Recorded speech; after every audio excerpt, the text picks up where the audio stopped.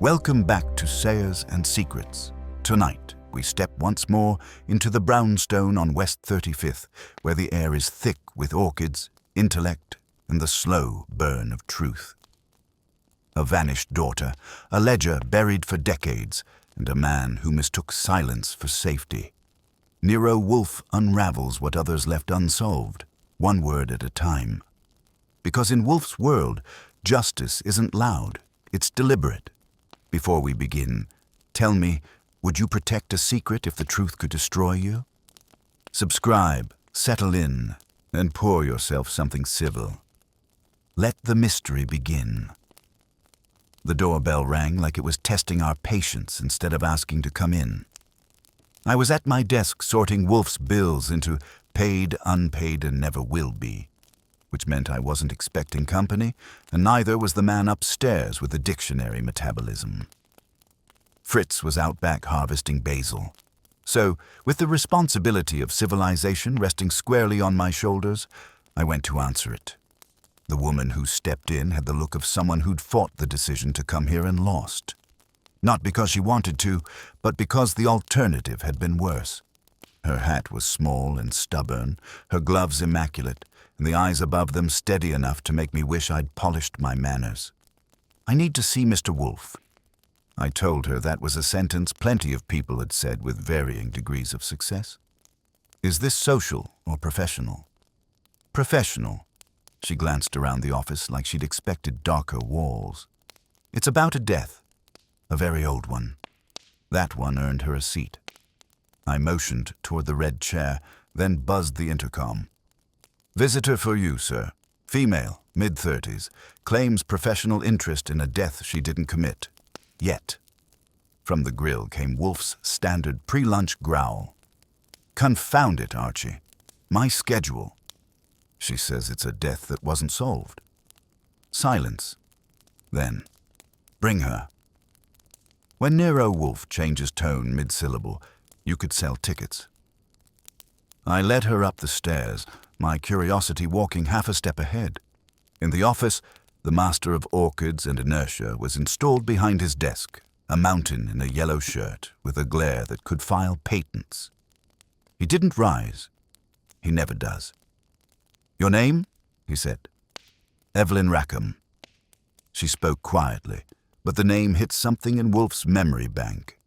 His eyebrows performed a slow reconnaissance. "Rackham, that is not a common name. Were you related to the late Inspector Joel Rackham of the Manhattan South Detail?" "He was my father." I sat down. "The one who—" "Yes," she said, cutting in. "The one who shot himself. Or so they claimed." Wolfe's lips formed a thin line that could have sliced cheese. "Claimed?" She nodded once. "I found his notes. They suggest he was investigating something that vanished with him. I want it finished. I want the truth." Wolfe sighed, the way a mountain might before, considering an avalanche. "Miss Rackham, I neither exhume reputations nor soothe guilt. My practice is limited to the living." She didn't flinch. "Then call it for the living, because someone's made sure that whatever my father was close to stayed buried. 2 days ago, the file I found was stolen." That line made Wolfe open his eyes the full inch. "From where?" "My apartment. Only that drawer was touched." Wolfe turned toward me. "Archie, were you occupied last evening?" "I was cultivating civic virtue at the Flamingo Club," I said, "but I can break the habit." "Do so. Find where she lives and examine what remains of this theft, if it exists." She hesitated, producing a folded sheet from her bag. This was all that was left, my father's handwriting. I took it, unfolded it, and read, "The case they never solved. Key in plain sight." That was all. No date, no name. Wolfe read it over my shoulder, breathing through his nose. "Archie, that phrase is intolerably coy. Yet it has the virtue of irritation. It will suffice." Miss Rackham said, "You mean you'll take the case?" "I will consider it for 1 hour while consuming lunch. Mr. Goodwin will in the meantime verify the circumstances of this alleged burglary." Return here at 4 o'clock. She rose. Thank you, Mr. Wolfe. He grunted, which in Wolfen meant, you're dismissed with provisional curiosity. I escorted her down. Outside, the autumn air had that tired brass smell New York gets when it's thinking about rain. When she'd gone, I looked at the note again. The handwriting was nervous, but deliberate, and the phrase wouldn't stop echoing, key in plain sight. Upstairs, the buzzer went. Wolfe's voice. Archie, confound the weather. Bring beer. That was his way of saying the hour of consideration had begun. And maybe, for once, he wanted the unsolved to bother him. Beer, coming up, I said, and I meant it. When Wolfe requests alcohol during daylight, it's not thirst, it's negotiation. I brought the tray in and watched him lean back with the same grace you'd expect from a collapsing fortress. He sniffed the glass, tasted, then stared at the ceiling as if the answer to the case they never solved might be written between the beams. Archie, he said finally. The woman's presence was both premature and belated. That's a rare combination. You mean she came too soon and too late? I mean she came without preparation and after too much thought. A common female paradox. He took another sip. However, the written phrase bears examination. Key in plain sight. What is visible yet overlooked. The stuff in front of your face, which in your case includes half the library, I said. If Rackham left that note for himself, maybe it wasn't philosophical. Maybe he meant an actual key. Trivial, Wolfe muttered, closing his eyes. Yet possible. Go, Archie. Confirm the intrusion and bring me any residue of common sense you find at her dwelling. That was as good as a shove. I pocketed the note and went downstairs for my hat and gun. Fritz popped his head out from the kitchen like a cautious souffle. Mr. Wolfe said you are leaving. Shall I keep dinner warm? Depends on whether I find anything worth coming back for. If not, freeze it and sell it to the next hungry detective. Outside, the street was damp but undecided about rain. I hailed a cab and gave the address Miss Rackham had scribbled. West 84th, a building that had once flirted with gentility and lost interest halfway through the conversation. The elevator was working hard at pretending it was young. She opened the door herself, still wearing the kind of calm that made you believe it was expensive. I didn't expect you this soon, she said. I'm very prompt when I'm curious. I stepped inside. Where was the drawer? In the study, second room on the left. The place was neat. Too neat for a break-in unless the burglar had obsessive-compulsive tendencies. The desk drawer she indicated had a smooth gap where dust stopped. A hand had swiped papers cleanly recently. I knelt, checked the floor. Nothing but a brass paperclip bent into an S. Anything else missing? She shook her head. Just that file. My father kept it in an envelope marked private. It was sealed. Was. Her eyes moved to me. I opened it 2 days before it disappeared. That earned her an arched brow. And you didn't mention that to Wolfe because it contained names. She hesitated. Men still alive. And I wasn't sure who to trust. I make an honest living out of being mistrusted, I said. You can tell me. She handed over a slip of paper from her purse. It was folded and refolded to death. On it were 3 names in the same nervous handwriting as the note. Decker, Mooney, Sorrell. I recognized one of them, Dan Mooney, a city desk editor with more enemies than sense. The other 2 didn't ring bells. Your father left you these? They were on a page in the file. The rest was police correspondence and a half-burned photograph. I kept it locked up again the next morning. That night, the lock was broken. Sounds like somebody knew you'd opened Pandora's folder, I said. Any idea how? I told only one person, she said. My father's former partner, Lieutenant Kearns. I whistled softly. If this were a horse race, I'd bet on the one who knows the track. She met my eyes without blinking. Do you think he took it? I think somebody did, and if he's the only one who knew, it's not a coincidence. But don't rush to arrest your conscience yet. I'll nose around before Wolfe decides the world isn't worth saving. I took another look around. Something tickled. The small glass bowl on the writing table. Its contents: 2 safety pins, a subway token, and a tarnished house key on a red ribbon. This belong to you? No, she said.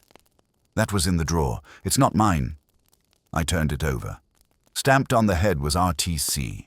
Tiny, neat letters. Key in plain sight, I said aloud. Her voice dropped. Do you think? I think your father had a sense of humor. I pocketed it. If anyone comes asking, you never saw me. Especially Kearns. Back in the cab, I sat with that key in my palm like a question mark carved from metal. RTC didn't sound like a person. It sounded like an institution. Wolfe would know, if only because he'd deny it. When I came through the brownstone door, the scent of curry announced Fritz's moral victory over lunch. Wolfe was in the office, a book open beside the empty beer glass. Report, he said without looking up. Neat apartment, surgical break-in, only one thing missing. 3 names left behind: Decker, Mooney, Sorrell. Recognize any? I do not. And this. I laid the key on his blotter. Found in plain sight. He peered at it through half-lidded contempt. That, Archie, is a dull object. Explain its claim to significance. It was sitting in the drawer, she said, was rifled. Stamped RTC. He leaned forward, which was as much motion as a man his size could perform without apology. RTC, Railway Terminal Company. Good guess, I said. Or do you know something? A conjecture. There was a minor scandal 15 years ago involving the Railroad Terminal Corporation's bond issues. Inspector Rackham handled the internal probe. It was reported inconclusive. Which might explain the case they never solved. Wolfe's eyes narrowed. Indeed. Fetch the Gazette file for 1935. March through June. I went to the cabinet and pulled the thick folder. He flipped through until he found a headline. Rail Terminal Fraud Investigation Stalled. Beneath it, a photo. Joel Rackham in uniform, shaking hands with a company treasurer named Albert Decker. There's one of the names, I said. Precisely. And the man beside him. Note the face. The face belonged to Mooney, younger but already annoyed at the world. Wolfe's thumb tapped the image. 2 of 3. Convenient. Too convenient. Not yet, but we are near the crust of something old and reheated. The phone rang. I grabbed it. Nero Wolfe's residence. The voice was rough, official, and about as warm as a brass hinge. Goodwin, this is Kramer. You tell that overfed oracle I want to talk. I passed the receiver. Wolfe took it as if it were a relic unfit for mortal touch. Yes, Inspector? Don't play dumb, Wolfe. You've been visited. A Miss Rackham. You're to leave her alone. Indeed. And on whose authority do you attempt this trespass on my liberty? On mine, Kramer snapped. Rackham's death was closed 20 years ago. If she's stirring it, I'll handle it. Admirable, Wolfe said. But your handling resembles a bear's with a violin. There was an audible growl from the other end. You listen to me? I never do, Wolfe said, and hung up. I whistled. You just kicked the department's beehive. Bah, bees are incapable of reason. Kramer will fume, and his indignation will illuminate the path we must take. Archie, summon Saul Panzer. He will ascertain the current locations of Messrs. Decker, Mooney, and Sorrell. I will not move until I know who profits from resurrection. I dialed Saul's number while Wolfe began dictating notes into his private ledger. Slow, meticulous, like a man planting seeds in a graveyard. When I hung up, he asked, Did Panzer assent? He's on it. Wants to know if you'll add danger money. Tell him I will add gratitude, which is more precious. That's what I told him last time, I said. He laughed for 3 blocks. Wolfe ignored me, staring again at the key on the desk. Archie, note that this key is worn but polished. Used often, not recently. Therefore, it did not reside in that drawer for 20 years. So somebody planted it to wave at us, or to misdirect us. Either way, someone anticipates curiosity. The bell rang downstairs again. Once, twice, sharp, urgent. Wolfe groaned. Must civilization torment me twice in one day? Answer it. I went. The man on the step was lean, grey, and smelled faintly of rain and nicotine. He flipped open a badge. Lieutenant Kearns, Manhattan South, he said. I'm here about Evelyn Rackham. She came to see you, didn't she? I gave him my most professional smile. Sure, Lieutenant. Want to come in? He did, and his eyes went everywhere. Wolfe didn't rise when we entered. Lieutenant Kearns, he said. We were discussing you. Kearns's mouth tightened. Then I'll save you the trouble. Miss Rackham's gone missing. That sentence hit the air like a dropped bottle. Wolfe's eyes closed halfway, the way they do when he's preparing to skin reality. Explain. She left her apartment an hour ago. Never came back. The doorman saw a man waiting outside. Nobody saw her after that. I looked at the key gleaming under the lamp. Looks like somebody didn't like us getting curious. Wolfe's reply was slow, deliberate. No, Archie. They liked it too much. Too much, I said. Then whoever took her just raised the ante, and we're playing blind. Kearns turned his head toward me like he didn't appreciate commentary from the peanut gallery. This isn't a game, Goodwin.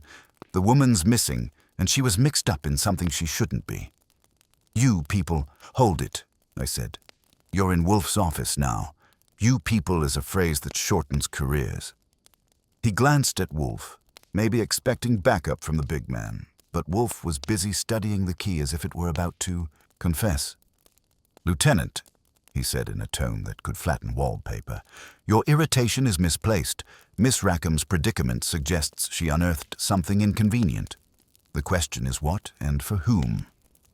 I'll handle that, Kearns said. You will do no such thing. You are already compromised by proximity. You were her father's partner. That was a long time ago. Then your loyalty should be cold enough for candor. When Inspector Rackham died, what precisely was left unresolved? Kearns exhaled hard. He was chasing the tail end of a fraud case tied to the Rail Terminal Corporation. There were rumors, payoffs, inside men. He thought someone upstairs was shielding it. Then one morning he put a bullet in his head. And left a note. Only a report that went missing before I could see it. The brass sealed the file. I got reassigned. Ah, Wolfe's eyes half closed. And now, 20 years later, his daughter discovers his hidden notes and promptly vanishes. A felicitous symmetry. Meaning, Lieutenant, that your past has returned to complete its circle, with Miss Rackham as the tangent. I cut in, and with us standing at the intersection waiting for a bus that smells like trouble. Did you know she found 3 names? Decker, Mooney, and Sorrel. Kearns' eyes flickered, the first honest movement he'd made. Where'd you hear that? She told us, before she disappeared. He swore under his breath. Decker's dead. Heart attack 5 years ago. Mooney runs the Chronicle now. Sorrel, hell, I don't know if he's alive. Alive enough to care, I said. Wolfe tapped the desk twice. Archie, the sequence is clear.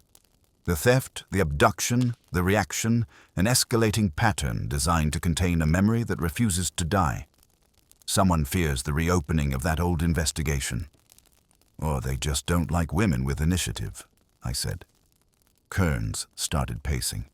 If she's in danger, we have to move. I'll call missing persons. No, Wolfe said, flat as concrete.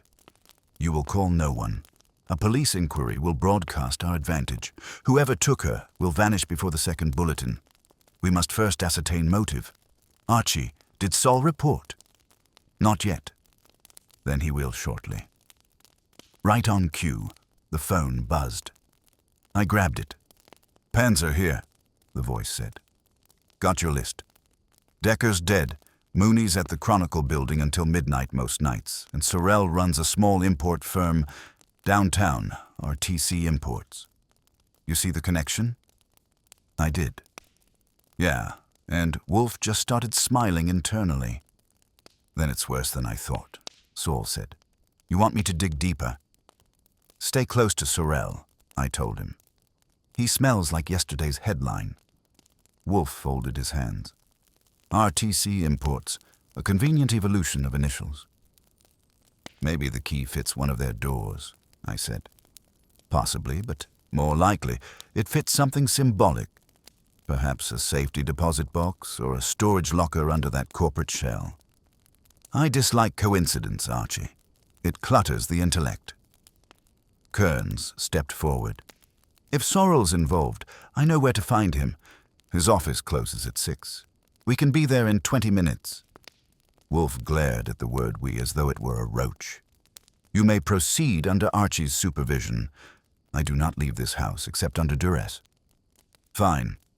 Then Goodwin comes with me." "That is acceptable," Wolfe said. "Archie, accompany Lieutenant Kearns. Employ discretion, but return with facts, not bullets." I was already halfway to the door. "You'll get both if the other guy insists." We took Kearns' sedan downtown, weaving through the rush-hour haze. He drove like a man trying to outdistance regret. I watched the buildings slide past and thought about Evelyn Rackham. Steady voice, frightened eyes, walking into Wolfe's office with a ghost for luggage. Now she was gone, and the key in my pocket felt heavier by the mile. When we reached the address, the sign over the narrow doorway said, RTC. Imports, discretion in every transaction. That kind of slogan usually meant the transactions didn't like daylight. Inside, the air smelled of dust and packing straw. The secretary glanced up, saw Kearns's badge, and decided her lunch break had just begun. She vanished toward the back. Kearns said, "Stay sharp." I said, "Always," and followed. The corridor led to a glass door with Sorrell's name in gold letters. Kearns pushed it open. The man behind the desk was late 50s, trim with the smooth complexion of someone who'd made his peace with dishonest living. "Kearns," he said, "you look terrible." "Still better than some people I remember. We're looking for Evelyn Rackham." Sorrell's eyebrows twitched. "Inspector Rackham's daughter. Haven't seen her in 20 years. Why?" "She's missing," I said. "And your company initials are on the key her father left behind." He smiled like someone testing dentures. "Coincidence. The firm's name changed 5 years ago when I bought out the partners." "Bought or buried," I said. His eyes slid to me. "You must be Goodwin. Wolfe's errand boy." "I prefer field secretary. Has a more romantic ring." Kearns leaned over the desk. "Cut the civility, Sorrell. You were in that fraud case. You and Decker and Mooney. Rackham was closing in when he died. Now his daughter's gone." Sorrell spread his hands. "And you think I took her? For heaven's sake, I sell silk scarves." "Maybe one of them's big enough to strangle with," I said. He didn't answer. Instead, his eyes flicked toward the door behind him, a small private office with a frosted window. Reflex like that doesn't lie. I moved first. The door was locked, but not for long. Inside was a smell of oil and iron and a small metal locker bolted to the wall. Its label read, "Property of RTC." "Key in plain sight," I said, and tried the key. It turned smooth. Kearns came up beside me as I lifted the lid. Inside were papers, old, yellowed, but intact. On top was a photo. Inspector Rackham standing beside 3 men, Decker, Mooney, and Sorrell. Beneath it, a typed page labeled Preliminary Findings. I started reading, but Sorrell's voice cut in, low and dangerous. "You have no right to that." "I have a key," I said. "That's good enough for me." He came closer, hand dipping into his jacket. I didn't wait to find out whether it was for a handkerchief or a gun. My left hand knocked his wrist aside while my right grabbed the paper. Kearns was slower. He drew his own piece and said, "Try that again, and I'll make you regret it." Sorel froze, mouth twisting. "You don't know what you're doing." "Maybe not," I said, "but I'm doing it fast." I stuffed the file under my arm and backed toward the hall. We made it to the street before he found his courage to shout something about lawyers. The noise washed away under traffic. In the car, Kearns said, "You shouldn't have pushed him like that." Why not? He was armed and lying, two of my favorite combinations. He didn't argue. We drove in silence until I saw a small slip of paper sticking from the folder. It was a letterhead, Rail Terminal Corporation, and a note beneath it in Rackham's handwriting. "Mooney holds the ledger." That tied the bow. I looked over at Kearns. "You think our editor friend knows his name's still on a corpse's paperwork?" "If he does, he's nervous. If he doesn't, he will be soon." "Good," I said, "because Wolfe likes his suspects nervous. It saves him the trouble of raising his voice." We pulled up in front of the brownstone, and Fritz opened the door before I could knock. "Mr. Wolfe is in the office," he said. We went in. Wolfe was exactly as we'd left him, except for the open beer and the faintest glint in his eye. "You have something?" he said. "Enough to ruin a few evenings," I said, laying the file on his desk. "Sorel's locker, the missing report, and a note pointing straight to Mooney." He leaned forward, nostrils flaring slightly. Then the circle tightens. "Good, we proceed." Kearns said, "You think Mooney took her?" "No," Wolfe said. "I think he knows who did." I looked at him. "And we're going to ask him tonight?" He gave a small nod. "We are going to invite him here. If he refuses, you will persuade him, with courtesy." "Courtesy's my middle name," I said. "But I'm flexible." Wolfe closed the folder. "Archie, make the call. Use my name. He will come." And if he doesn't, I thought, something tells me the next visitor won't use the bell. "Persuade him, huh?" I said, reaching for the phone. "You want charm, flattery, or the good old-fashioned threat of public humiliation? Use whichever yields the desired result," Wolfe murmured, "though I prefer not to sully my name with theatrics." "Then it's good you've got me." I dialed the Chronicle, asked for Mooney, and got a secretary with a voice like melting ice. She said Mr. Mooney was busy. I said Nero Wolfe wanted to see him tonight on a matter of homicide and defamation. That rearranged her priorities fast enough.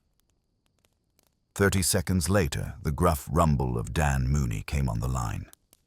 "Goodwin? What the hell do you people want with me?" "Your autograph. Wolfe's got a theory that could use some validation ink. He'd appreciate a visit." "I'm not leaving the office for one of his parlor games." I glanced at Wolfe. "He says he's touched by your offer, but allergic to ink-stained obstinacy." "Listen," Mooney growled, "if this is about that old rail terminal business, tell Wolfe to stuff it. Everyone connected to that case is either dead or regretting not being." "That's exactly why we need you alive," I said. 8 o'clock sharp. Bring your regrets." He hung up. I turned to Wolfe. "He's coming." "You're certain?" "Completely. When a man slams the phone that hard, it's a promise." Wolfe's mouth did a slow, satisfied curl. "Then prepare the office. Remove distractions. Fritz will delay dinner until our guest's conscience is sufficiently rattled." Sounds like a plan that comes with indigestion. "Archie, spare me your gastronomic humor, and fetch the file we retrieved from Sorel. I wish to examine its typography." I set it in front of him. He unfolded one page, studying the typeface as if it were Morse code. "Observe this," he said, tapping a corner. "The headings differ. The final page is from a separate machine, likely added after Rackham's death. That implies tampering." Kearns frowned. "You mean someone altered the record?" "Precisely. To erase or reframe the connection, and since Decker is deceased and Sorel hides behind commerce, the remaining custodian of narrative is Mr. Mooney. He edited news, perhaps also truth. Then I'll get the drinks ready, I said. Something tells me he'll need them. At 8 sharp, the bell rang. Not politely, but with the kind of insistence that expects immediate surrender. I opened the door. Mooney filled it like bad weather. Tall, thick through the shoulders, face cut from fatigue and nicotine. "You're the messenger boy," he said. "Where's the prophet?" "In the office. We keep him under glass between clients." He shoved past me, leaving a trail of smoke and temper. Inside, Wolfe greeted him with the kind of civility reserved for endangered species. "Mr. Mooney," he said, "you honor us." "Save the sarcasm. I don't like being dragged into ghost stories." "Neither do I," Wolfe said mildly. "Yet the ghosts insist. Sit." Mooney stayed standing. "Make your speech, Wolfe." Wolfe's tone didn't rise. It rarely needed to. "Your name appears in a report authored by Inspector Rackham 2 decades ago. An unfinished investigation concerning fraudulent securities and internal bribery at the Rail Terminal Corporation. A copy of that report has recently resurfaced. I wish to know how it was altered and by whom." "I don't know what you're talking about." "Then you are an incurable liar," Wolfe said evenly. Kearns bristled, but I waved him off. Wolfe's insults were scalpel work, not brawling. Mooney's eyes narrowed. "You think I killed that man 20 years ago? Or his daughter now?" "I think you manipulated both narratives," Wolfe said. Rackham found discrepancies in the company ledgers, entries that implicated Decker, Sorel, and one unnamed associate. Before he could report, he was dead. You were the conduit between investigation and publication, the man who could decide which facts breathed. When the inquiry vanished, you prospered. Mooney barked a laugh. "You make it sound poetic. I was a reporter, Wolfe. I printed what I could prove." "Then explain the addendum in Rackham's file typed on your own machine." That hit. His shoulders stiffened. "You can't prove that." "I can. The same defect in alignment that mars your column editorials appears here. A mechanical fingerprint. You inserted a paragraph exonerating the corporation and redirecting suspicion toward Rackham himself. When he protested, you silenced him, if not by hand, then by rumor." "That's garbage," Mooney thundered. "Louder," Wolfe said softly. "The truth enjoys vibration." I watched the sweat form under Mooney's hairline. Men like him don't scare easy, but guilt has a smell. He turned on Kearns. "You dragged me into this. After 20 years. "I didn't drag you," Kearns said. "You walked in filthy. I stepped between them before it became historic. Easy, gentlemen. Wolfe doesn't allow brawls before dessert." Mooney jabbed a finger at me. "You think you can corner me with a typewriter quirk? You don't know half the story." "Then tell us the other half," Wolfe said. Mooney hesitated, calculating. "All right, Rackham was right. There was fraud. Decker and Sorel were milking the bond issue for private gain. I found out and printed a sanitized version to keep the paper's sponsors happy. Rackham wanted blood, but the commissioner ordered him to drop it. He wouldn't. Next day, he's dead." Kearns's voice was low. "You knew it wasn't suicide?" "I suspected," Mooney said. "But Decker's influence ran high, and I wasn't looking to die for a headline." Wolfe's gaze sharpened. "And the daughter? She came to me 3 nights ago, asked about her father's notes. I told her to forget it. When she left, she was being watched." "By whom?" Mooney shook his head. "A man I didn't recognize. Tall, gray suit, foreign look. She got into a cab. He followed, that's all." I said, "You didn't think that was worth mentioning to the police?" "I've learned what happens to people who poke old graves." "Indeed," Wolfe said, "but some graves poke back." He reached into the folder and drew the original note, the one that read, "The case they never solved," key in plain sight. He set it in front of Mooney. Was this Rackham's handwriting? Mooney studied it. Yes, he used that phrase about every case he couldn't close.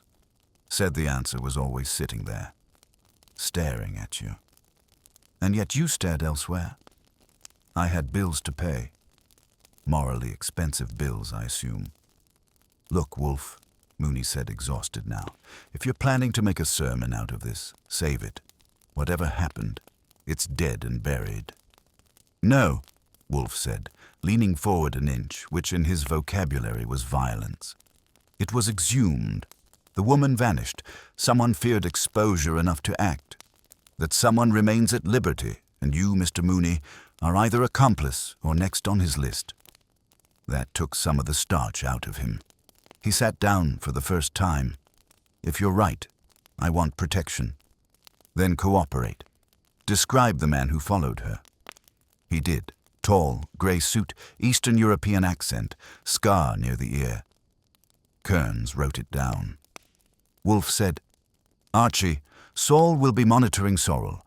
Instruct him to watch for such a man. If found, bring him discreetly. I nodded, phoned Saul, and gave the description. He grunted approval. Mooney asked, So what happens now?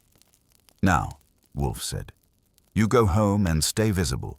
Whoever abducted Miss Rackham will watch you, believing you hold the missing record. That will flush him, and when he moves, I'll be bait. Exactly, Wolfe said. Be grateful. Few men achieve usefulness so late in life. Mooney's mouth opened, closed, and opened again like a fish reconsidering oxygen. You're insane. Not yet, Wolfe said. Archie, see Mr. Mooney out. Lieutenant Kearns will accompany him to ensure his safety. I must contemplate the arrangement of pawns. Mooney rose, muttering curses that would have blistered an unshielded conscience. I ushered him to the door, Kearns trailing, grim-faced. When I came back, Wolfe was gazing at the key on the desk, rolling it with one finger as if tuning an invisible instrument. You think Mooney's telling the truth? I asked. Partly. He lacks imagination for fabrication, but his fear is genuine. Therefore, our adversary is near and desperate. Desperate men get messy. Precisely why we must prepare. He pushed back his chair, which for Wolfe counts as high drama. Archie, tomorrow we shall visit the scene of Rackham's supposed suicide. I stared. You're leaving the house? Do not gape. I'm not fossilized. If the mountain must descend, it will crush ignorance on the way. That was Wolfe's version of courage. For once, I didn't argue. Crush ignorance, huh? I said. You realize that's not the same as fitting in a cab. Wolfe gave me a side glare that would have wilted an orchid. Your levity, Archie, is tedious. I have decided. We will inspect the premises where Inspector Rackham's death occurred. You will arrange transportation suitable to my bulk and my dignity, in that order. I'll call Hertz and see if they've got a vehicle with both suspension and tolerance. He grunted. Fritz will pack sandwiches. I refuse to consume any food prepared within a mile of police contamination. You're assuming the crime scene still got germs from the 30s? Human folly has an indefinite half-life, he said, and turned toward the Globe bar. Beer. That was my cue to get moving before the mountain changed its mind. I dialed Kearns and told him the miracle. Wolfe had agreed to venture out. He let out a low whistle. If that's true, I'll believe in ghosts next. Then keep your faith handy, I said. We'll meet you at the old precinct address in an hour. Bring whatever records survived your last transfer. Wolfe had put on his hat, a wide-brimmed relic that made him look like he'd been elected Emperor of Logic, and was descending the stairs with more dignity than gravity allowed. Fritz hovered like a nervous bridesmaid holding a thermos. Good luck, sir, Fritz said. Luck is for the incompetent, Wolfe muttered, and allowed me to open the front door. The car I'd borrowed from Saul was a black Lincoln that had seen too many stakeouts, but enough upholstery to contain Wolfe without structural failure. He eyed it, frowned, and maneuvered himself inside like a reluctant continent. I drove, which meant the car obeyed reluctantly, but survived. Kearns was waiting outside a red brick building on West 23rd, the kind that had changed tenants but not sins. The top floor was boarded up. He waved as we pulled in. "This was it," he said. "Rackham's flat. I kept the keys, never could bring myself to turn them in." "An admirable quirk," Wolfe said, emerging like a dawn storm. "Let us proceed." Inside, the stairwell smelled of varnish and memory. The apartment door opened to a room that had been redecorated by neglect, peeled wallpaper, dust thick enough to write editorials in. Wolfe stopped 3 feet inside, breathing heavily, eyes scanning like radar. "Archie, note the dimensions." I'm noting. Small living room, adjoining study, one window facing the alley. Cozy for dying in. He moved toward the study, ignoring the protest of floorboards. "Lieutenant, describe what was found." Rackham was seated at his desk, gun in hand, wound to the temple. One spent shell, one note. "My fault. Case closed." No prints but his own. Door locked from the inside. Classic suicide. "Classic idiocy," Wolfe corrected. "A locked room convinces only those who desire convenience." He bent closer to the desk, using his cane like a divining rod. "Observe this mark," he said. "Indentation on the left edge, circular. What object could have rested here?" I leaned in. "Looks like the base of a lamp." "Indeed, yet there is no lamp socket nearby, meaning it was moved, possibly to conceal a cable or switch. Archie, pry that board." I found a loose plank under the desk, wedged by time but not immune to persuasion. When it came up, a small cloth pouch rolled out. Inside were fragments of paper and a flattened bullet. Kearns swore. "That shouldn't be here." "No," Wolfe said softly. "It should not. A bullet under the floor contradicts the official narrative. Ergo, the official narrative is rot." He examined the fragments, aligning them on the desk. Portion of a ledger page, RTC Holdings, and a signature half burned off. The bullet bears no corrosion. It was removed from flesh, not wall. Someone retrieved it and hid it. Possibly our victim, possibly his killer. "Meaning Rackham didn't shoot himself?" I asked. "Obviously. The angle of the wound, the missing casing, the absence of residue.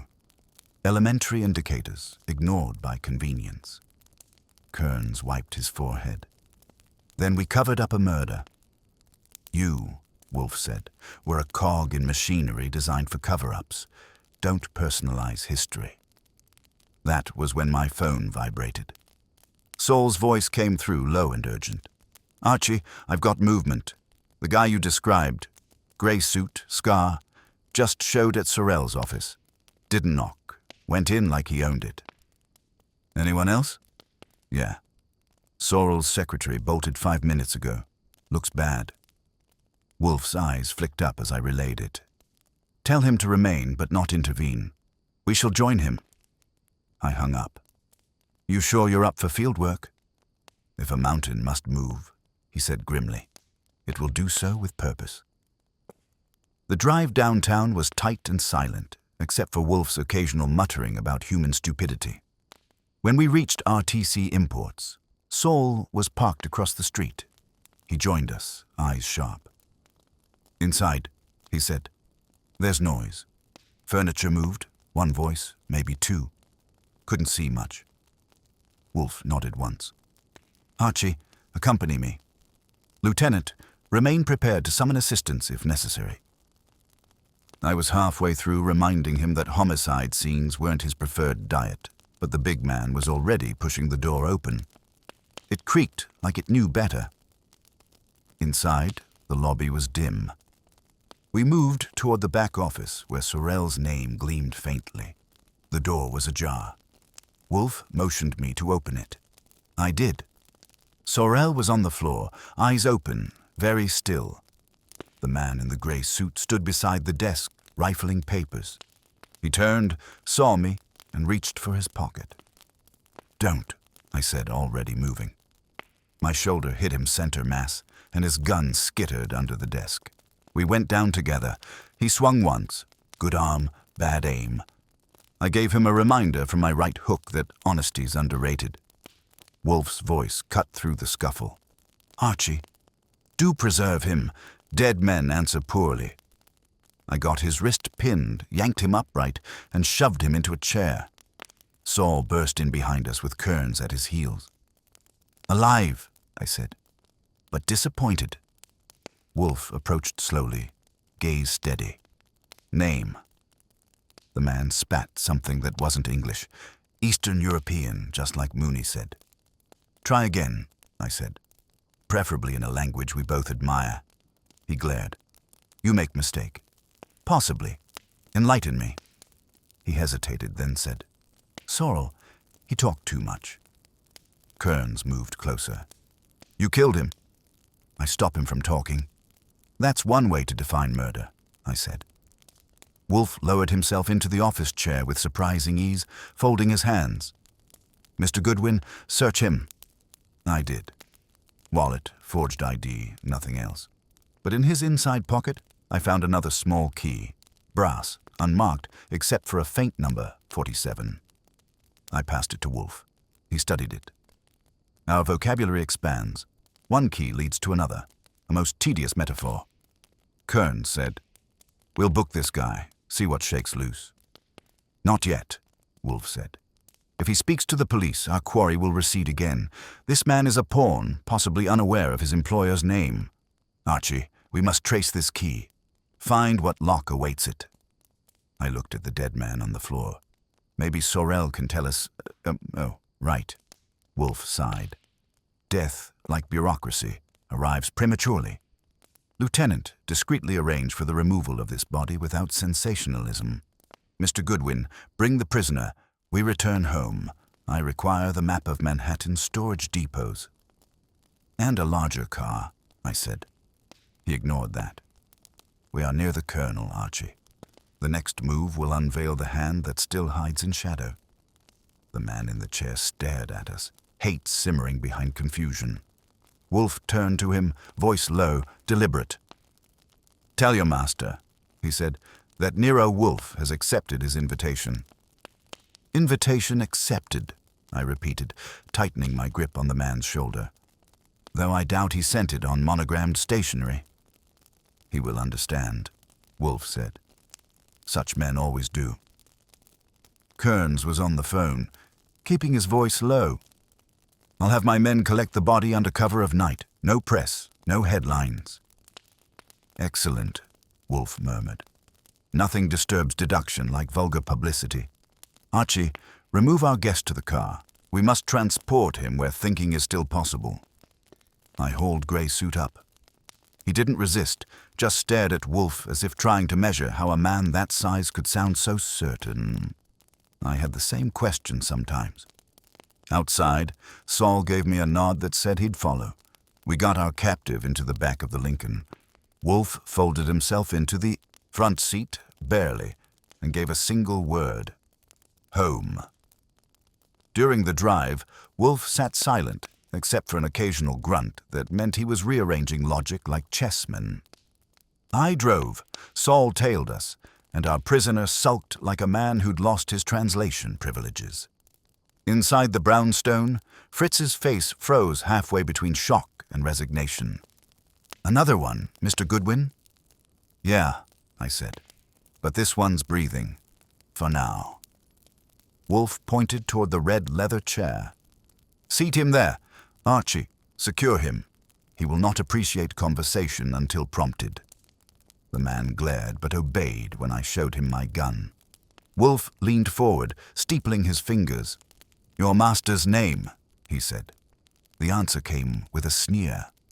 "No master." "Incorrect," Wolfe said. "Your accent places you near Prague." Your methods suggest training, not improvisation. You do not kill from passion, only instruction. Ergo, you have a master." The man's silence was more confirmation than denial. Wolfe continued, tone almost courteous. "You retrieved papers concerning the Rail Terminal Corporation, yes? For whom?" "Nothing." Wolfe sighed. "Archie, the revolver in your drawer. Unload it. Slowly, in full view."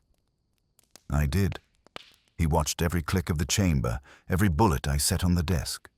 Wolfe's eyes never left the man. "This, sir, is to clarify that your silence earns you nothing but conjecture. I detest conjecture. It leads to errors, and I never forgive myself for those." The man swallowed. "I do not know his name." "Then describe him." "He calls himself Harville, that is all." "Progress," Wolfe said. "Continue." "Harville paid Sorel for something. Papers, old ledger. Said it was insurance. Then woman come, Rackham's daughter. Harville order watch her. She find file. He send me to take. She fight. I not hurt her. Where is she now?" Wolfe's voice had gone very soft, which usually meant dynamite underneath. He take her." Wolfe's eyelids drooped. "Alive?" "Yes. He say she talk. He keep her safe. Until finish." "Finish what?" I asked. The man hesitated, then spat the words like they burned. "He meet someone. Tonight. He trade woman for silence." "Where?" "I not know address. But he say place with trains. Abandoned." Wolfe turned to me. "Archie, I'm ahead of you. The old freight yard by the river. Half those sheds haven't seen a locomotive since Prohibition." "Indeed," Wolfe said. "Fetch the map, the flashlight, and 2 of Saul's better instincts." Kearns stepped forward. "You're not going alone." "I rarely go anywhere," Wolfe said dryly. "But in this instance, necessity dictates. Mr. Goodwin will handle the locomotion. You will provide the badge." Saul entered quietly, as if summoned by logic itself. "Already checked," he said. "Freight yard's empty except for a few squatters. Big storage shed at the south, and still wired for power." "Then that is our theater," Wolfe said. He rose, an event that made the floor creak in protest, and faced the prisoner. "You, sir, will remain. Archie, secure him in the front room.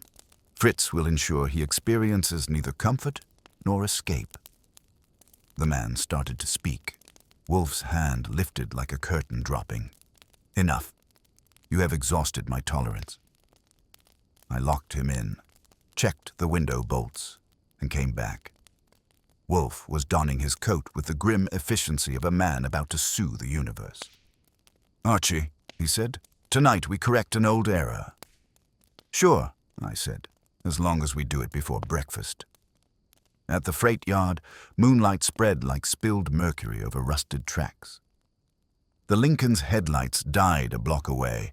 We continued on foot, me, Kearns, Saul, and Wolfe, bringing up the rear like a mobile verdict. The big shed loomed ahead, door slightly ajar. "Lights inside," Saul whispered. 2 figures. "Stay behind me," Kearns said automatically, which was comic considering Wolfe was 3 times his width. We eased closer. Through the crack I saw her, Evelyn Rackham, sitting on a chair, hands tied but upright. Across from her, a man in a dark overcoat, lean, precise, with hair silvered like old steel, Havel, presumably. On the table between them, a briefcase. Wolfe's voice was a whisper of command. "Archie, flank left. Saul, right. Lieutenant, remain behind. I shall enter directly." It wasn't the kind of plan you could argue with, mostly because arguing would take longer than surviving. I moved. Saul disappeared into shadow. Wolfe pushed the door wider and stepped through. The echo of his cane on concrete turned both heads. Havel's eyes widened and his hand slipped toward the briefcase. "Mr. Havel," Wolfe said, "pray desist. I dislike corpses indoors." Havel froze, then smiled faintly. "You are the one who meddles." I prefer the term intervenes, Wolfe said. Release the woman. She stays until transaction complete. What transaction? Wolfe asked. The same your Inspector Rackham tried to prevent. Payment for silence. I moved closer, unseen. The briefcase clicked open. Bundles of cash gleamed. Havel turned slightly, revealing a small pistol holstered under his coat. Evelyn's voice, dry but steady, broke through. He said he'd let me go if I gave him my father's file. I didn't have it. Nor will you, Wolfe said. It was never yours to deliver. Havel's smile thinned. Then I have no reason to keep my promise. He reached, but not fast enough. Saul's hand came from the dark, gripping his wrist. The gun clattered. I was already beside Evelyn, cutting the rope. She stood, shaky but alive. Enough, Wolfe said sharply. No theatrics. Kearns entered with his badge out, his voice solid. Police, nobody move. Havel sneered. You have nothing to hold me. On the contrary, Wolfe said. You attempted murder, committed abduction, and conspired to suppress evidence in a homicide. That seems adequate for a start. Havel turned to me, eyes cold. You think you've won? That ledger destroys everyone it names. You open it, you bury yourselves. Then we'll get dirty together, I said. He was taken, cuffed, and led out by Kearns. Saul followed. Evelyn leaned on a crate, eyes closed, shaking off the tremor. Wolfe regarded her for a long moment before speaking. Your father was an honorable man, Miss Rackham. His death was an expedient, not a failure. You have corrected the balance. She looked up, voice small but clear. Then it's over. Nothing is ever over, Wolfe said. But this particular pestilence is contained. I walked her toward the car, and behind us, Wolfe remained in the doorway of the shed, vast and motionless against the night, as if the city had finally granted him one more case he could live with.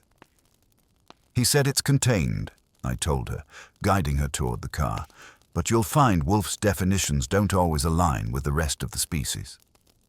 Evelyn gave a small, uneven laugh. Then what happens to me now? You'll come back to the brownstone, get warm, get food, and get interrogated in reverse order. Wolfe's idea of kindness is a full plate. Behind us came the heavy rhythm of Wolfe's cane on concrete, deliberate and final. Archie, he said, assist Miss Rackham into the vehicle and see that Lieutenant Kearns secures the premises. Mr. Havel may have associates scavenging for idiocy. That seems to be our only abundant resource tonight, I said, opening the door for her. She got in, exhausted but composed. Wolfe settled into the front seat like a verdict taking its place on the record. Kearns came over, brushing his sleeve. We'll take Havel in, get him processed. I'll have men guard this shed till forensics arrive. Wolfe inclined his head. You will, of course, ensure that no publicity leaks. The case is concluded only when I declare it so. That's not exactly how jurisdiction works. Nor is it how justice works, Wolfe said. Yet one of us must manage it. Kearns muttered something that sounded half agreement, half prayer, and signaled his men. I started the engine. Wolfe said nothing all the way back except one order, home. In the office, with Fritz's emergency coffee steaming and Evelyn wrapped in one of Wolfe's spare blankets, the pieces began arranging themselves. Wolfe sat behind his desk, hands tented, eyes hooded. Miss Rackham, he said, I require clarity. Your father's hidden notes. Were they comprehensive? She nodded weakly. Yes. Every transaction, every bribe. He wrote everything. I thought if I found it, I could clear his name. You have done more, Wolfe said. You have illuminated the rot that consumed your father's generation. Unfortunately, that illumination is inconvenient to several still among the living. Her eyes widened. You mean Mooney? Wolfe's lips compressed. Precisely. He manipulated your father's report, falsified the public record, and allowed the corruption to continue. When you approached him, he alerted Sorrel, and through Sorrel, Harville. Their interests aligned in suppression. Yet one question remains. Why now? Why did this old corpse of a case require new burial? That's easy, I said. Money doesn't age. Maybe the same scam's back in business. Wolfe's head turned slightly. You may not be entirely wrong. The ledgers Rackham recovered could expose financial structures still in operation. We must confirm whether Harville's employers remain tied to those channels. Archie, contact Saul. He is to shadow Lieutenant Kearns at headquarters and monitor any interference with the prisoner's processing. Corruption rarely sleeps alone. I phoned. Saul grunted acknowledgement. I'll keep eyes open. You expecting trouble? I always expect it, I said. Keeps the heart young. When I hung up, Wolfe was watching Evelyn with a look that almost resembled sympathy. Miss Rackham, your father's exoneration will not be pleasant. Truth seldom is, but it will be complete. You will, however, remain here tonight. The city's gratitude is unreliable. I don't want gratitude, she said softly. I just want him to rest. Then allow me to earn your father a competent obituary. The bell rang. Once, hard, the kind of ring that doesn't ask. I went, hand near my holster. On the stoop stood Dan Mooney. No coat, collar up, face pale enough to match the fog behind him. He pushed past me without ceremony. Where is Wolfe? He demanded. In the same place he always is, defying gravity and common sense, I said, shutting the door. You're lucky we're open. He strode into the office, stopped dead when he saw Evelyn. Good God, you're alive. Her tone was ice. Disappointed. I know. They said you were... He turned to Wolfe. I didn't know they'd go that far. I never wanted... Sit down, Wolfe said. Mooney did, like a puppet whose strings had been clipped. You wish to cleanse yourself, Wolfe said. Commendable, though belated. Speak concisely. They, Havel and Sorrel, were just supposed to keep her quiet. The people behind it, they're not foreigners. They're ours. City men. Big money. When your name came up, they panicked. I came to warn you. That is superfluous, Wolfe said. I am never safe enough to warrant panic. Who are they? Mooney rubbed his temples. Names won't help. The same old families who bankrolled the rail project, still laundering contracts through subsidiaries. Rackham found their shell companies. I helped bury the evidence. I didn't think it mattered anymore. It always matters, Wolfe said, especially to the dead. Mooney looked at Evelyn again. I can give you the addresses. The modern fronts. They're still collecting payouts through dummy freight accounts. You expose that, you kill them socially. Evelyn's eyes flared. Do it. He nodded, trembling now. You'll have it, but you have to keep me out of it. They'll... The phone rang. I reached it before Wolfe's growl could form. Saul's voice came through, tight and quick. Archie, your hunch was right. Our friend Havel didn't make it to a cell. 2 men with badges picked him up en route. Headquarters swears no such transfer order exists. I glanced at Wolfe. Bad news. Our pawn's off the board. Wolfe's eyes went flat. So the king moves himself. That simplifies matters. Mooney sprang up. You see? I told you. They clean their messes fast. Sit, Wolfe ordered, voice cutting the air like a blade. Your hysteria is unsightly. Mr. Goodwin, fetch that key we took from the assassin. I did. The brass key gleamed dull under the lamp. Wolfe studied it, fingers tracing the number 47. Storage, perhaps evidence still uncollected, perhaps insurance against betrayal. Either way, it is where they will look next. Then we look first, I said. He nodded once. Indeed. You, Archie, will accompany Mr. Mooney. Retrieve what lies at that locker. Miss Rackham will remain here under Fritz's watch. I shall prepare for the inevitable intrusion. Evelyn started to protest. Wolfe raised a hand. I do not delegate protection of the vulnerable. It would affront my digestion. I pocketed the key, gestured to Mooney. Come on, editor. Let's go make journalism dangerous again. As we stepped out, Wolfe called after me. Archie, be meticulous. If this key leads to the heart of it, the opposition will not hesitate to extinguish the lamp. Sure, I said. I'll just keep it dim enough to see who's shooting. He gave a short nod, and the door closed behind us with the finality of a gavel. Dim enough to see who's shooting, Mooney muttered, jamming his hands into his pockets as we hit the street. You always talk like that, Goodwin, or is it nerves? Only when I'm out past bedtime with company that gets me shot at, I said. You got a flashlight? He fished one out. It was small, battered, and shook like his hand. We took my car, Wolfe's wasn't built for mystery field trips, and headed toward the river where the storage depots sat in a row like forgotten coffins. The fog rolled thick across the piers, and the street lights were losing the argument. Locker 47, I said, pulling to the curb. You know this place? Mooney nodded. Used to be a bonded warehouse for customs, then private storage. Same owners, different signage. Nice continuity. Dead corporations never die, they just get new stationery. The gate was half open, chain hanging loose. Either someone left in a hurry, or someone wanted us inside. We went in. The concrete echoed with every step. I kept my hand near my holster. Mooney's flashlight beam cut a pale slice through the dust until we found the row of metal doors. Number 47 waited halfway down, marked with grease pencil. He looked at me. You sure about this? Not remotely. I fit the key into the lock. It turned smoother than I liked. The door groaned open.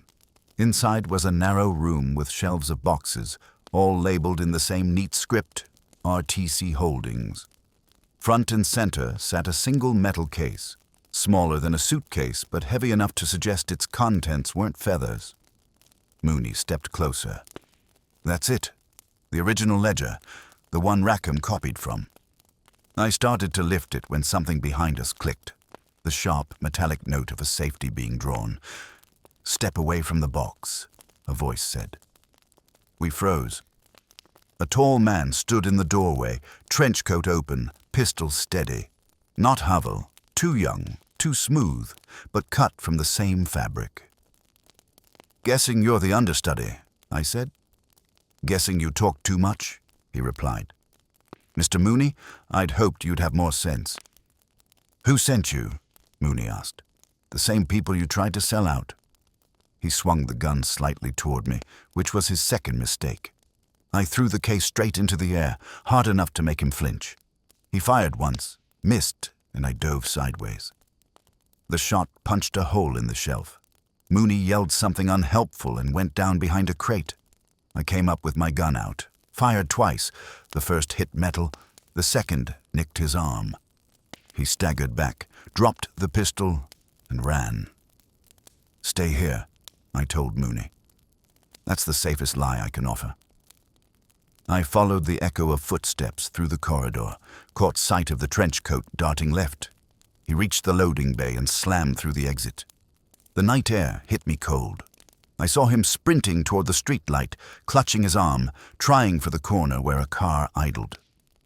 Not tonight, I said, and tackled him halfway there. We hit the ground, hard. He swung with his good hand. I swung better. The car's engine revved, but the driver saw my gun and changed his mind about loyalty. Tires screeched and vanished into the fog. The man under me spat blood and curses in a Slavic accent that could have sandpapered steel. You think this ends here? No, I said. But it's a good intermission. I dragged him back inside, where Mooney was still shaking dust off his courage. The metal case sat where I dropped it, one corner dented but still shut. He's one of them, Mooney said hoarsely. He works for... I know, I said, but he's about to work for Wolfe. We hauled him to the car, shoved him in the back seat with the case between us, and drove. I called Wolfe from the dash phone. We've got the ledger and an extra guest. I said. Excellent, he replied. Mr. Kramer has arrived, uninvited, and is objecting to my hospitality. Your appearance with evidence will silence him. Endeavor to remain alive until then. That's always my plan, I said. Execution varies. When we reached the brownstone, Fritz opened the door without surprise. Kramer was already in the office, hat on the floor, cigar clamped in his jaw, and an expression that said Wolfe's brand of logic had outlasted his patience. "For God's sake, Wolfe," he barked, "you've turned your house into a revolving door for criminals." "I have turned it," Wolfe said calmly, "into a crucible for truth, a less common transformation." Kramer saw me, the prisoner, and the case, and nearly swallowed the cigar. "Goodwin, what in blazes—" "Ledger," I said, "fresh from the archives, and a souvenir." Wolfe gestured to the desk. "Set both down. Now, Inspector, kindly observe before you erupt. This ledger contains financial records proving that the original rail terminal fraud extended into present subsidiaries, contracts, payoffs, concealed ownership. The same families, the same corruption." Evelyn stood near the fireplace, pale but steady. Kramer looked at her, then at me. "You sure this is the girl who—" "She's the one who didn't die tonight," I said. "Let's keep it that way." Wolfe opened the case. Inside were ledgers, bound in cracked leather, stamped with company seals and annotated in two handwritings, Rackham's and another finer script. He pointed to it. "Mooney, this is yours." Mooney nodded, guilty but firm. "Yes, I altered the originals. They made me." Kramer grunted. "And you expect me to believe you're suddenly pure?" "No," Wolfe said. "I expect you to verify. You will find account transfers matching the modern shell companies listed here. These documents implicate at least 3 major contractors under city commission. That is motive for 2 murders and 1 abduction." Kramer leaned over, scanning the pages, and his jaw tightened. "Well, damn me." "Not yet," Wolfe said. "Save that for confession. What you will do is secure these documents officially before anyone with influence learns they have reappeared." "I can't hold this alone," Kramer said. "It'll blow half the precinct." "Then let it," Wolfe said. "Corruption festers under silence, not exposure. Miss Rackham deserves her father's name restored, and the city deserves a cleansing." Evelyn's voice broke through, quiet but sharp. "And what about Havel, the people behind him?" "They will be cornered," Wolfe said. "Once Kramer acts, their network will implode. Money hates light." The prisoner laughed, a low, bitter sound. "You think law wins? It never wins." Wolfe's gaze didn't waver. "It endures. That is sufficient." Kramer motioned to 2 uniforms waiting outside. "Take him." Then he turned to Wolfe. "You know this could turn every department head against you." "I've survived worse adversaries," Wolfe said. "I have outlived most of them." When the room cleared, the silence hung thick. Wolfe poured beer with ceremonial precision and lifted it slightly toward Evelyn. "To Inspector Rackham," he said, whose persistence transcended his death. She swallowed hard. "And to you, Mr. Wolfe." He inclined his head. "I merely read what others ignored. Your father left the answer in plain sight." I looked at him. "So we're finished?" His eyes half closed. "We are never finished, Archie. But we may for 1 night rest." "Rest," I said. "You and that word have never been properly introduced." "I employ it aspirationally," Wolfe replied, setting the beer down with the weight of punctuation. "Our role is concluded for the moment. The residue belongs to Kramer." "Yeah, but Kramer's residue tends to splash," I said. "And if those ledgers really burn the fingers of a half-city hall, we'll be getting invitations from people who don't use stationery." He grunted. "If they intrude, I will dismiss them. Force yields to reason." "Not when the force has submachine guns," I said. Anyway, before you drift into moral victory, we've still got one live thread, Mooney. He's sitting there waiting for absolution, and if I'm not mistaken, his pulse rate sounds guilty. From the red chair near the corner came a weary voice. You can stop guessing, Goodwin. I know what I am. Then say it, I told him, before Wolfe says it better. Wolfe's gaze slid toward him, slow and level. You tampered with a man's reputation, Mr. Mooney. That is forgivable. You abetted his death, less so. Now, through contrition or cowardice, you have tried to redress it. Which is it? Mooney's shoulders slumped. Both. They threatened my family back then. Decker, Sorel, the financiers. They owned the paper. I doctored the report and thought it would end there. When Evelyn came to me, I tried to warn her off, but she saw through me. I knew what they'd do to her if she kept digging. Yet you did not warn her of danger directly, Wolfe said. I thought she'd listen to fear, Mooney said. I was wrong. Evelyn's eyes flashed. You let them kill my father, then tried to let them kill me. He flinched. You don't understand. No, she said, voice cutting him short. I understand perfectly. I shifted in my chair, ready to stop the next round of moral dissection. Wolfe lifted a finger. Enough. Miss Rackham, recrimination wastes energy. Mr. Mooney, remorse will not protect you. Those implicated may seek retribution. I suggest you remain under Inspector Kramer's care until the dust settles. Mooney gave a hollow nod.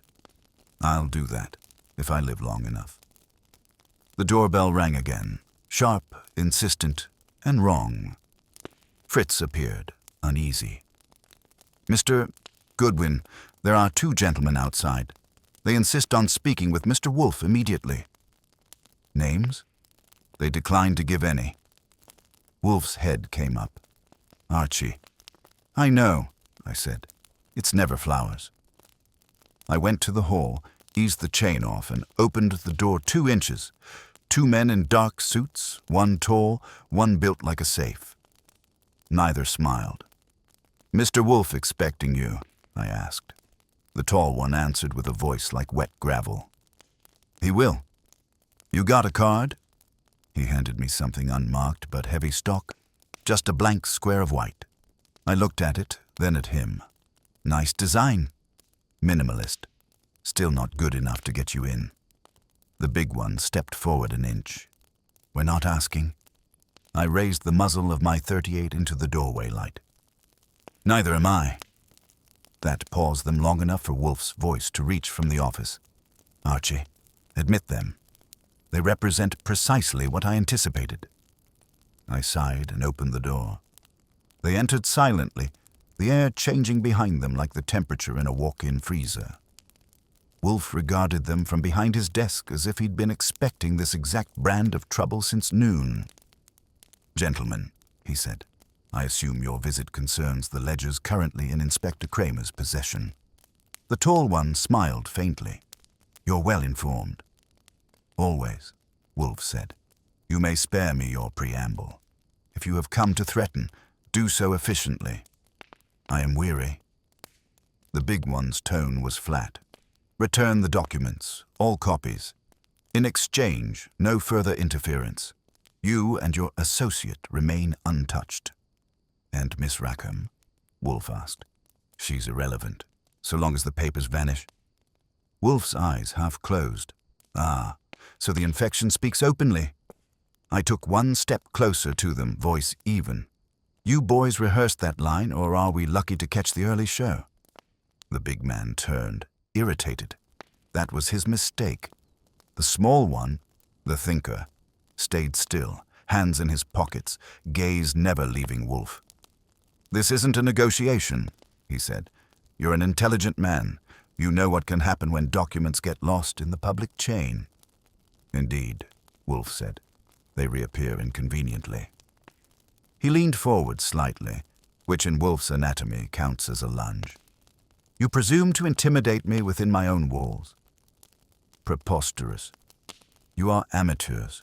You lack subtlety, language, and strategy. The tall man's eyes narrowed. We have other skills.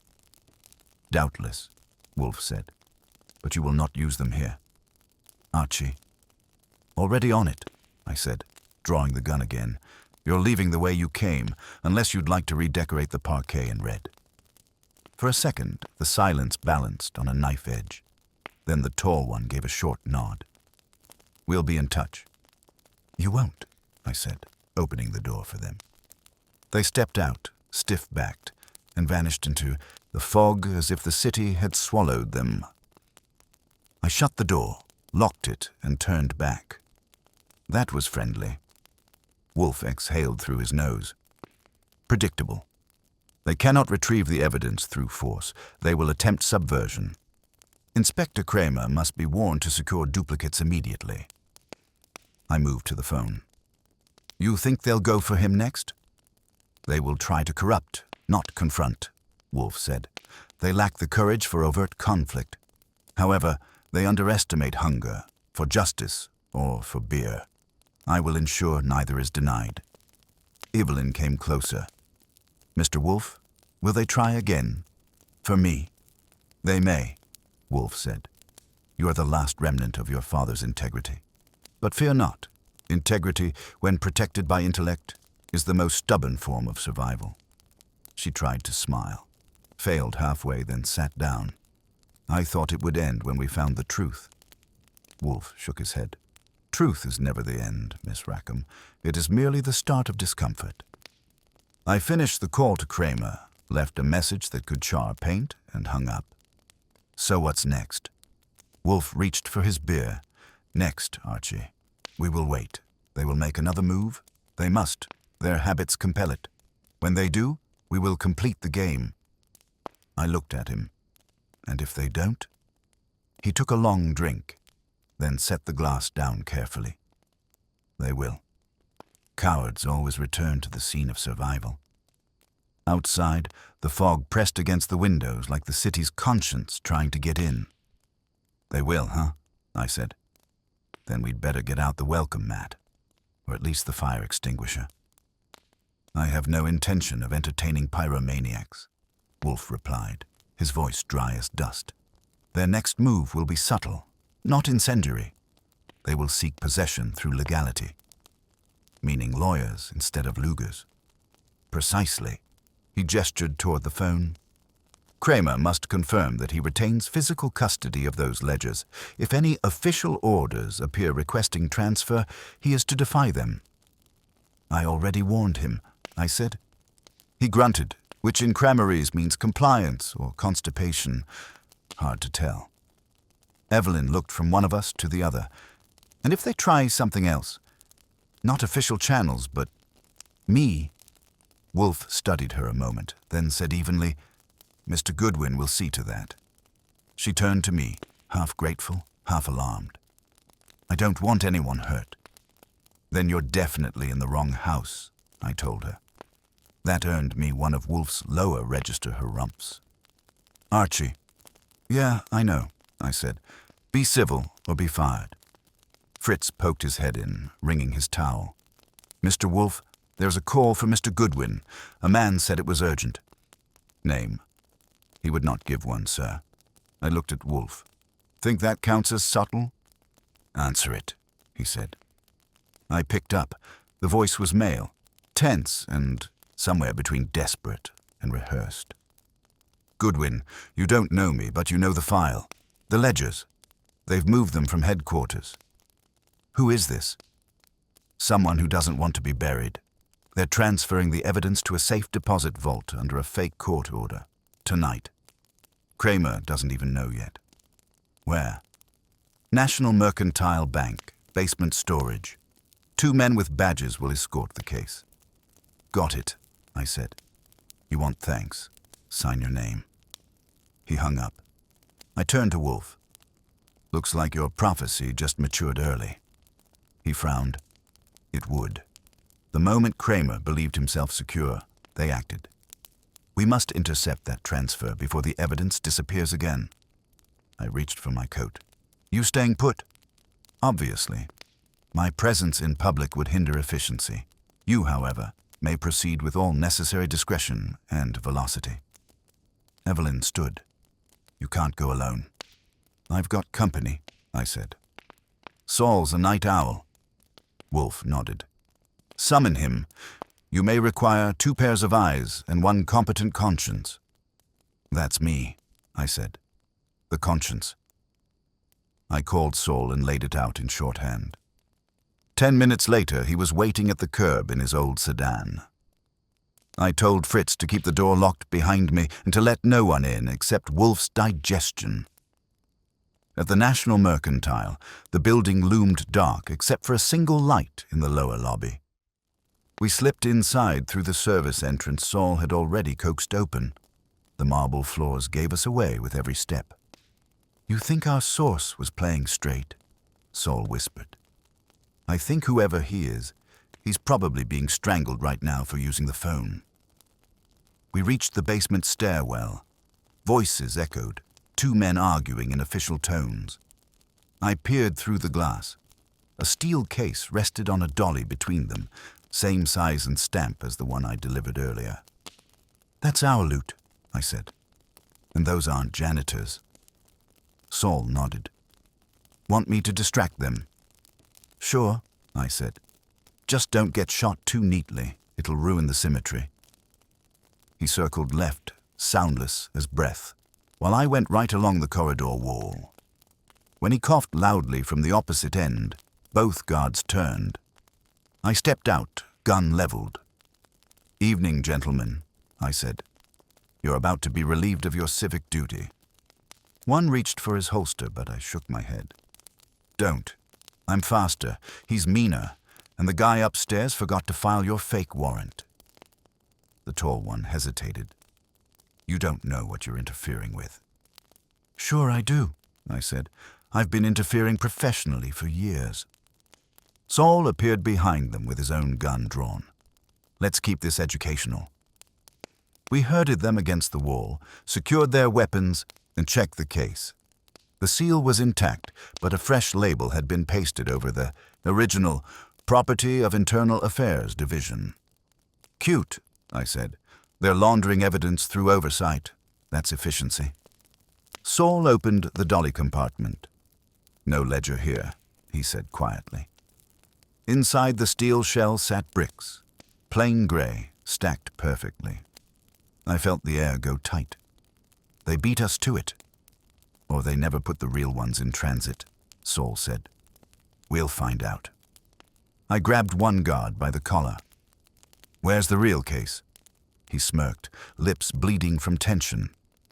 "You think we'd tell you?" I pressed harder. "I think you'll reconsider when my friend here starts improvising with that wrench." He hesitated, then broke. "The real ledgers were picked up an hour ago. Private car. Destination. Old rail terminal offices. Same initials. RTC." Saul and I locked them in the service closet, the protests muffled by a mop handle. "That's poetic," I said. "The circle closes."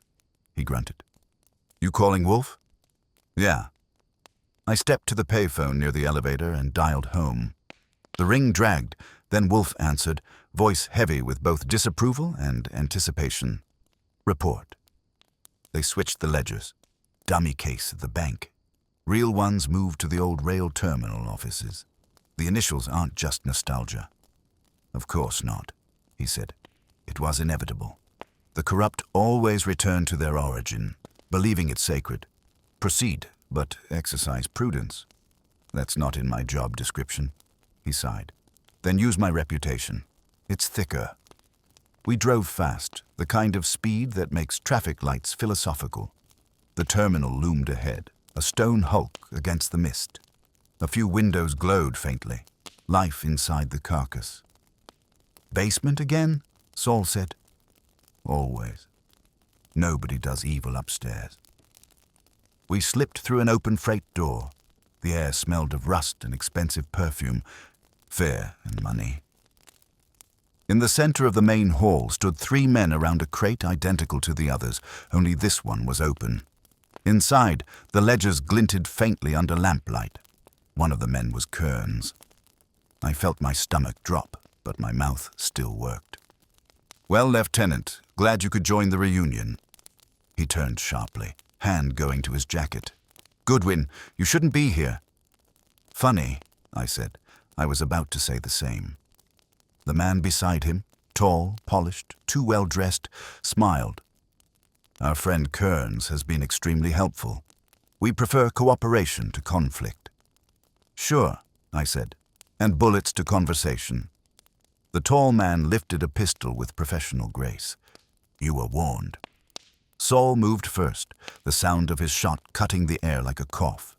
The lamp shattered, plunging the hall into shadow.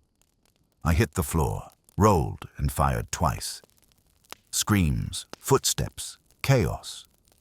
When the lights flickered back, Kearns was gone, the tall man down, and the crate empty again.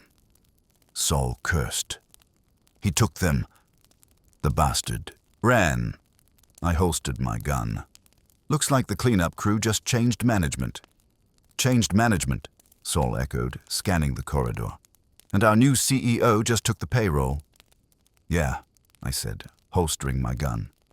"And if Kearns really signed up for this side, he's driving straight into Wolfe's waiting vocabulary." Saul crouched beside the fallen man, still breathing, bleeding shoulder. "You want him conscious?" "Barely." I knelt, tapped the guy's cheek. "Hey, Maestro, where's your friend headed?" He laughed through his teeth. "You'll never catch him. He's taking the books to the river. Orders are to sink them." I stood. Classic move, drown the truth. Cops have been trying it for years. Saul grabbed his coat. "Let's move before he finds a good anchor." We sprinted through the terminal's side door. The fog had thickened into a solid wall, street lamps bleeding pale circles into nothing. I caught the glint of taillights vanishing toward the waterfront and gunned the engine of our car in pursuit. Saul said, "You think he's acting alone?" "Not with that face," I said. "He's too nervous to betray without company." We closed in, headlights off, our tires whispering against wet pavement. The sedan ahead turned down a service road leading to the docks. A freighter's horn moaned somewhere out on the river, the sound long and low, like a witness who'd given up hope. "There," Saul said, pointing. The car braked near a pier. Kearns climbed out, lugging the metal case, shoulders hunched like he'd stolen more than paper. Another man stepped from the shadows to meet him.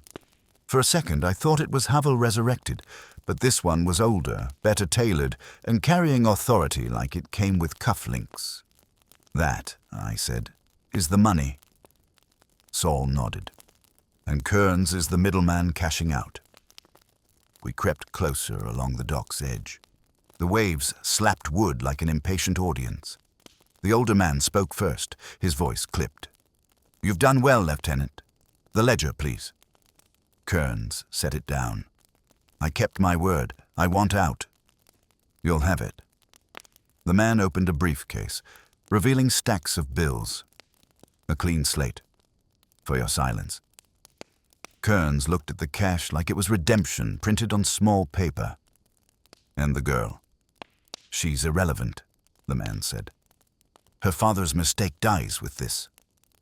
That did it. I stepped out, gun leveled. "Funny, that sounds almost rehearsed. Try the next act." The man spun, startled, hand darting inside his coat.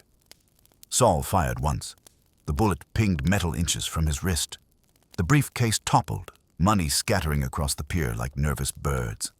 Kearns froze. "Don't," I told him. "I'm short on patience and long on bullets." The older man straightened slowly. "You don't know who you're opposing."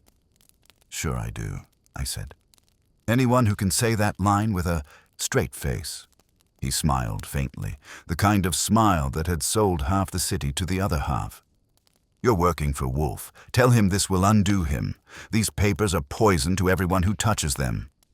"Then I'll use gloves," I said, and nodded to Saul. He kicked the ledger case toward me and covered them. I flipped the lid.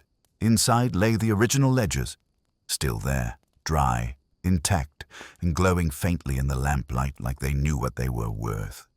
Kearns spoke up suddenly, voice cracking. "You don't understand, Goodwin. These records, they name men still in power. Wolfe won't be allowed to keep them." "He doesn't keep trophies," I said. "Just proof." The older man took one step forward. "If you hand those over, you condemn the city to chaos. Better they vanish." "Thanks," I said, "but Nero Wolfe has a different civic philosophy." Behind us, tires screeched, new arrivals. I turned as two black sedans swung into the pier entrance, headlights cutting through fog. Men poured out. 3, 4, maybe more, all suits and hardware. Saul hissed, "We're boxed." "Not yet." I shoved the case into Saul's hands. "Get it to the car." He hesitated. "What about—" "Go." He ran. I backed up, gun ready, keeping Kearns and his boss in my sights while the newcomers closed in. One shouted, "Drop it, Goodwin!" I fired a warning shot that sent a seagull into retirement. They ducked. That was enough time for Saul to reach the car and peel off, engine roaring. The pier erupted. Shouts, more shots, one slug catching the railing beside my head. I dove behind a piling and fired back until the clip ran dry. When the smoke cleared, the older man and Kearns were gone, vanished into the fog or the river. The remaining toughs retreated, probably realizing the merchandise had left the building. I reloaded, took one last look at the water, and headed for the street. Saul met me 2 blocks away, car idling, face pale but triumphant. The case sat beside him like a saint's relic. "Everything intact?" I asked, sliding in. He nodded. "Wolfe's going to need a new lock for his office." "Yeah," I said, "and probably a sermon." When we got back, Wolfe was waiting exactly as expected, stationary, massive, and steaming slightly with composure. Evelyn sat near the fireplace, eyes darting to the case as we entered. "Archie," Wolfe said, "report. We've got the ledgers, some bullet holes, and a missing lieutenant. Kearns jumped payroll and disappeared. The man paying him tried to sink the truth. They both failed." "Commendable," Wolfe said. "You are not perforated." "Only in the wallet." He grunted approval, opened the case, and examined the ledgers as though reading the autopsy of greed itself. "Satisfactory. Inspector Kramer will receive these under seal, along with testimony from Miss Rackham and Mr. Mooney. That will suffice for a morning's work." Evelyn rose. "So it's really over?" "Over," Wolfe said, "is an ambiguous word. Justice is never punctual, but tonight it is at least awake." I said, "You'd better put that on your stationery." He ignored me, closing the case and ringing for Fritz. "Beer." When the tray arrived, he poured with ritual precision, the foam rising like punctuation on a sentence he alone understood. He lifted his glass toward Evelyn. "To your father's persistence, and to the futility of corruption when faced with memory." She smiled faintly. "Thank you, Mr. Wolfe." "For everything." He inclined his head. "Madame, gratitude is a currency I accept rarely and spend never. Your presence was sufficient payment." She turned to me. "And you, Mr. Goodwin?" "Me?" I said. "I just drive the getaway car and keep the boss hydrated." Wolfe muttered, "And occasionally you justify employment." I leaned back in my chair, letting the tension ease. "Call it a partnership, then." His lips twitched, 1 millimeter of amusement. "A perilous thought, Archie." "Sure," I said, "but it keeps the lights on." "Perilous thought," I said, "but it beats unemployment." Wolfe's eyes half closed, that prelude to pronouncement. "Archie, do you perceive the exquisite irony? The instigators of this affair, the financiers who inherited the fraud, believed themselves immune precisely because they no longer understood the nature of exposure. They mistook concealment for safety. An old illusion." "Same one that gets burglars and politicians," I said. "They think darkness is privacy." "Indeed." He leaned back, fingertips touching. "But it was neither greed nor cowardice alone that perpetuated this. It was nostalgia. These men preserved their father's corruption as one might preserve heirlooms. The ledgers were not destroyed because they symbolized continuity.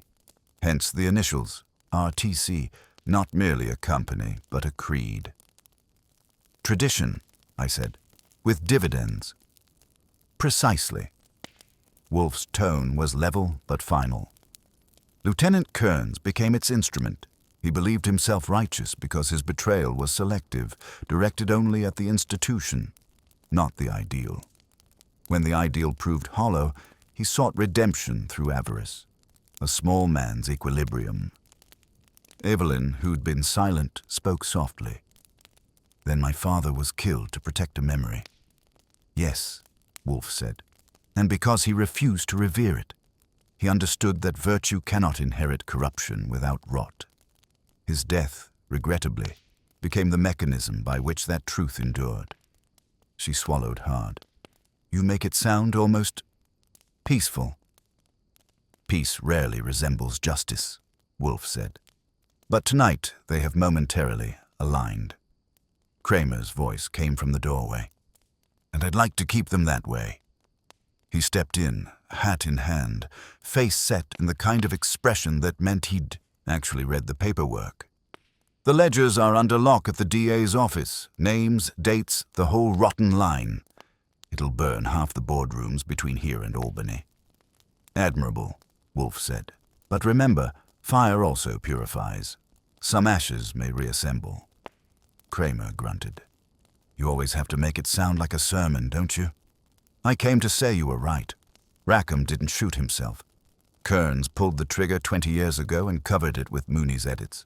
We found the ballistic match in that bullet under the floor. Evelyn's hand went to her mouth. Then it's certain. Kramer nodded. As certain as we get in this city. He glanced at Wolfe. You'll get credit, like always. Not that you care.